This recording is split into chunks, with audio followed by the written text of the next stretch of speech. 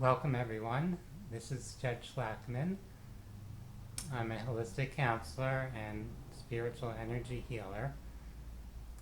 For this video I want to speak about the topic of trauma healing, trauma reprocessing, and working on resolving some of the trauma responses or patterns that people may be stuck in.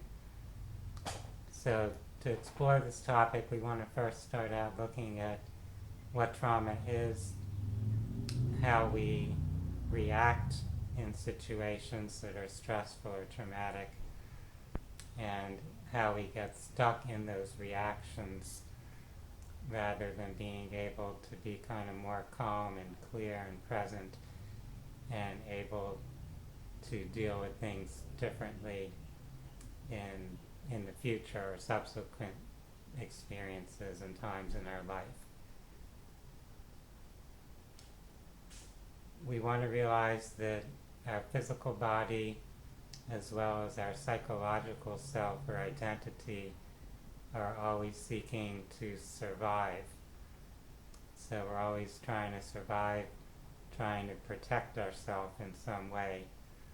So whatever reaction or response we have in some way is designed for our benefit or well-being, even though it may end up getting kind of prolonged, or you might be stuck in that response in ways that become problematic or dysfunctional, where we're doing something that may have helped us survive in one situation, but at other times in other environments or circumstances it's not adaptive really, it's actually impairing our ability to function and live our life. So that's kind of the foundation or the baseline we want to understand when we look at different patterns of reactions under extreme stress that lead to trauma per se. We also want to consider that in those situations, because we need to react quickly to survive, we don't have time to think. So in particular at a biological level, our body with our nervous system goes into this mode of a pre-programmed kind of reaction. So a default strategy for protection. So you're in this kind of like emotionally charged up state, and in that state the logical thinking part of the mind gets suppressed or deactivated so that the survival instinct can be activated and energized. So we're going to look now at a few of the common patterns that we kind of naturally fall into or default to, that are designed, at least biologically, for our safety or survival in a threatening or challenging situation. So we have the fight, flight, freeze, and also the fawn reaction. So we can call these the 4 F's. So these are different patterns or ways a person might react to protect themselves in a stressful or challenging situation. So with fight, if you're being threatened in some way and you sense that you have the power to be successful in fighting whatever enemy or predator or whatever is attacking you, then your reaction may be to go into that fight mode. So your heart's racing, your adrenaline's pumping, and you strike out at whoever or whatever seems to be threatening you in the hope that you can successfully fend off that threat. So that's the fight reaction. And you can think perhaps to a situation with children in school where someone is being threatened or bullied.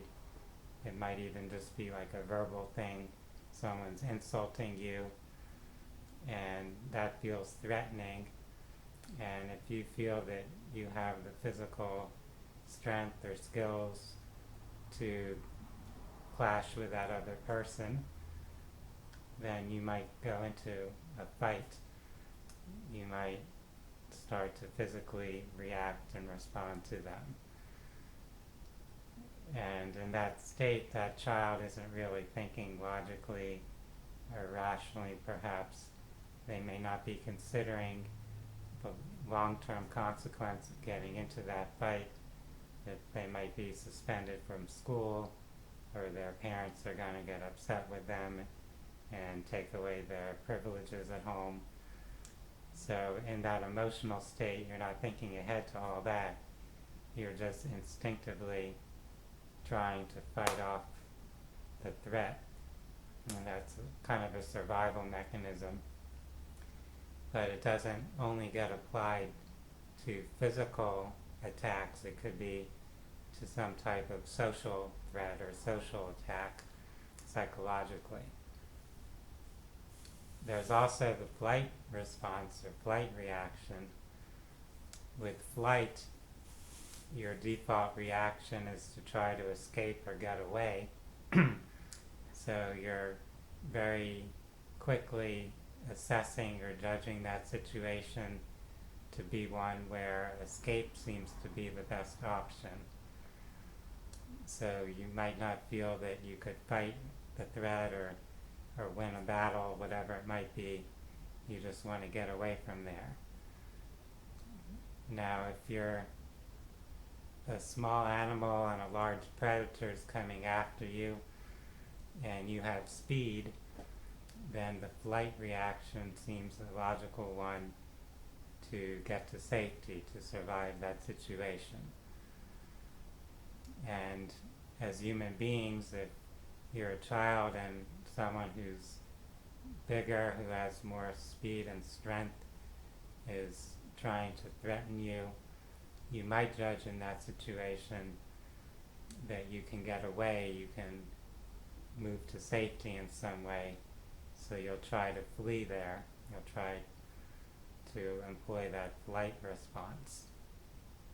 So that's an option as well. The next one is the freeze response, and to freeze means to literally stop moving, to become completely rigid and motionless. For animals, that's often looked upon as the play dead response, and certain types of animals use that to try to convince a predator that either they're already dead or that they're not alive or in motion, like to appear as if you're an inanimate object, not something that the predator would be looking for. So it's a way to make a predator think that you're not the prey, or that there's no reason to continue an attack on you. So freezing or playing dead is a useful way to survive in certain situations for animals. And even for human beings, there are situations where that would seem to be a logical mechanism to survive the situation. So if you're being assaulted and you want the person attacking to end their assault, you might pretend like you're unconscious, like you're no longer able to fight back, or you're not able to do anything physically to them, and perhaps they might leave you alone at that point. There are also situations where a person might freeze or not move when there's another person involved, because they really don't have any logical plan, let's say, of how to respond. So they don't have in their mind a way to react or deal with the situation. There isn't really any plan or scheme that they can carry out that they think would be helpful. So they might just kind of freeze and not move and just stay there, perhaps to give a delay so that they can have time to perhaps come up with some solution or escape strategy or whatever it might be. And there's also situations where if you kind of get rigid or play dead, so to speak, the other person truly might lose their interest in fighting or assaulting you. So that's another potential reaction or response when someone's feeling traumatized. Now the last one, to fawn, what that really means is to be submissive. So to go along with or submit to whatever someone is trying to direct you or get you to do. So if you're a little child and you have perhaps an abusive parent, it might feel like the best way to survive is to just do whatever they say, to not anger or upset them, to just go along and submit, even though submitting is perhaps doing something unpleasant or something harmful. The alternative might appear to be worse, that you'll be harmed even more if you don't submit and you end up upsetting that person even more. So the submission or fawning pose is something that might seem like a way to survive or at least minimize the harm or damage that occurs. It's something that sometimes occurs in situations with sexual assault, where a person doesn't consent to what's being done, but they're afraid that if they don't comply or go along with the attacker, that something worse could happen to them, so they submit in that situation. So these are, again, the 4 F's, 4 different common responses that are designed for protection or survival in a threatening or traumatic situation. And I gave some examples. Many of you may be able to think of other ways that these 4 particular reactions might be displayed or exhibited in various situations. So with each of these, remember, it's this survival instinct. It's a way to react quickly, to be able to respond without having to think or calmly analyze the situation. So that part of your nervous system is engaged to activate these responses, while the more conscious-oriented or logical thinking part of the mind that's able to analyze things more calmly is disengaged. It's not going to be so active in that situation. And it's easy to get stuck in that mode whenever you get triggered to be in that highly stressed kind of state. So that's why it's often hard for people to overcome stress, or what gets labeled as post-traumatic stress, because once that rush, that adrenaline is activated, once they feel threatened in any circumstance, they're defaulting to these patterns. So that's helpful to understand as we seek to go forward to try to access resources that will kind of help us settle back down, that will help us be able to calm these fight, flight, freeze, or fawn reactions, in particular the activation of the nervous system, so that we can reconnect with the more rational thinking part of our mind and kind of bring those together, so we can look at those situations and not feel overwhelmed anymore, and be able to think about what would be the optimal strategy or response to cope with some stress here and now in the present. So we're not living the rest of our life stuck in the same pattern or the same reaction, you could say.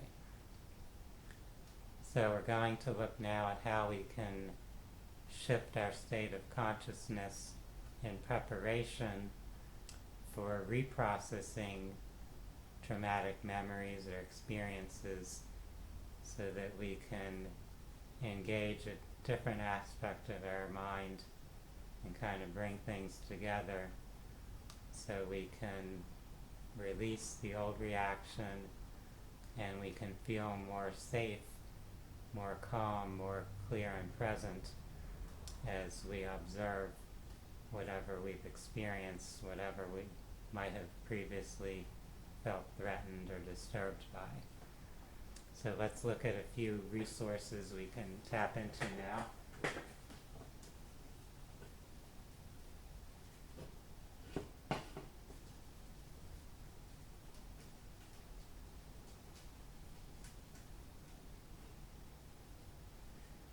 So we really want to bring ourselves into a state of what I'm referring to as calmness.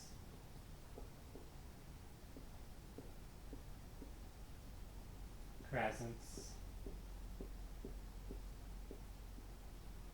and awareness.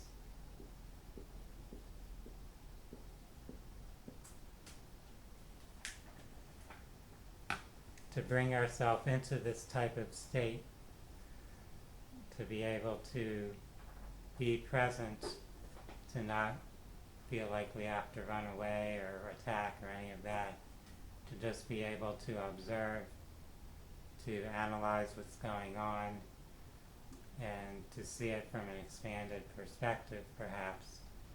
There's a variety of methods that we use. Some of them involve actually calming down our physical body and our nervous system. We might do that with physical touch, with massaging our body in some way, with breath work, so taking particular patterns of breath, counting out the breath in certain ways, breathing deeper down to our diaphragm so that we're not constricted in our body, so that we can get the energy to settle, to ground itself more. Also grounding, keeping your feet on the ground, connecting with nature. Those are also tools to bring yourself more toward this calmness, a presence or awareness type state. So different people might find different methods work well for them. Some people use visualizations, so they might imagine that they have a spirit guide or angels or Jesus or their deceased mother or grandmother, someone who they feel protected by, present with them and supporting them as they observe whatever needs to be reviewed. So that's one method, tapping into that type of resource. Some people find certain music helps them. One thing to consider is that when our nervous system gets highly stressed, we tend to kind of split off between the left and right brain, between the emotional and the logical side. So the logical side gets disengaged and the emotional side gets charged up extra. So you want to kind of bring those back together, back into balance. And one way to do that is what is sometimes called bilateral stimulation. So you're doing something to access both sides of your body to get the nervous system from both hemispheres to start to connect. One method is with eye movement. One of the more popular therapies is actually EMDR, which started out based upon using eye movement for desensitizing trauma, reprocessing it.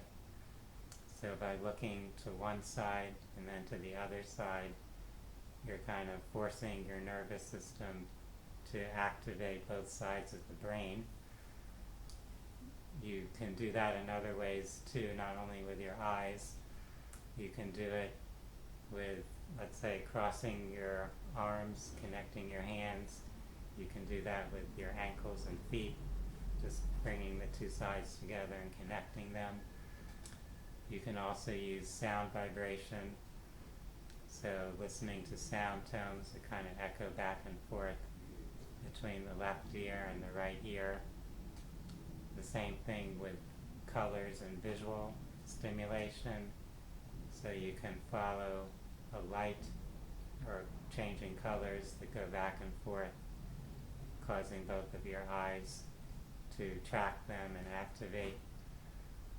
So those are some ways to kind of get the nervous system reconnected or reintegrated so that you can use the logical or rational side of your mind when you're looking at a situation that might have been very stressful or emotional, so that they're not separated, so that the two sides can come back together to fully process things and perhaps gain a new perspective on something, and also consciously identify a different way to adapt or an updated way to process that type of experience. So you might have used one strategy when you were a child or an infant. Now you're an adult, so you can access more expanded or evolved coping mechanisms or strategies. So you're not limited by who you were at that younger age. You can update, you can evolve, you can become more empowered now. So this is something I want to make clear, that we can actually connect this calmness, this presence and awareness as we observe whatever past experiences need to be revisited and released. So this is kind of a basic formula to first refine your skills for bringing yourself into a state of calmness, presence, and awareness, reconnecting, you could say connecting or reconnecting the nervous system, so the emotional and the intellectual sides are not separated. They're able to come together, to work together, to process your experiences, and then actually to review, to revisit whatever may have been traumatic in your past, so that you can look at it now and not be overwhelmed by it, so you can be empowered to reprocess it. This is something that anyone can do. Of course, developing these skills takes practice. So we all start out from wherever we're at, and then over time we become more adept at processing those types of experiences, building our resilience, our self-confidence, and so on. I hope that this brief presentation has been beneficial and valuable. For those that are interested in learning more about holistic health and personal development and healing, you can visit my website. That's phinsights.com, phinsights.com. For now, I want to wish each of you a wonderful day. Namaste.